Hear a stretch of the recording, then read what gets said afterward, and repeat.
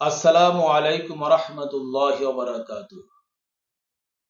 সুপ্রিয় দর্শক ও শ্রোতা, ফিতরা আরবি শব্দ যা ইসলামে সাদাকাতুল ফিতর বা ফিতরের সাদকা নামে পরিচিত।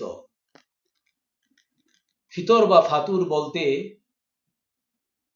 সকালের খাদ্যদ্রব্যকে বোঝানো হয়, যা দ্বারা রোজাদার ব্যক্তিগণ রোজা ভঙ্গ করে থাকেন। রমজান শরীফে বরকত, রহমত, হুকুম পালনে সক্ষম হওয়ার খুশিতে ঈদের দিন বান্দা গরিব মিসকিনদের মাঝে নিজের তরফ থেকে যা কিছু সাদকা করেন তাকে ফিতরা বলে। ইসলামী অনুশাসনের এক অনন্য নিদর্শন হচ্ছে ফিতরা। দ্বিতীয় হিজরির শাবান মাসে সাদাকাতুল ফিতর বিধিবদ্ধ হয়। এবছর বাংলাদেশে ফিতরার হার জন প্রতি সর্বনিম্ন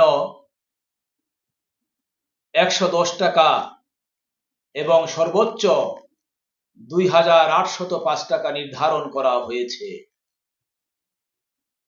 নারী পুরুষ, স্বাধীন পরাধীন, শিশু বৃদ্ধ, ছোট বড় সকল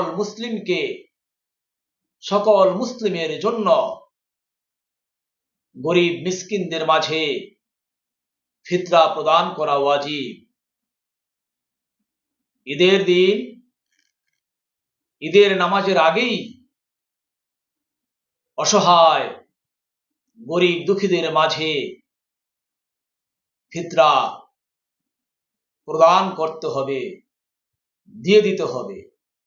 আল্লাহ পাক আমাদের সবাইকে ফিতরা দেওয়ার তৌফিক দান করুন, কোরআন সুন্নাহ মোতাবেক আমল করার তৌফিক দান করুন।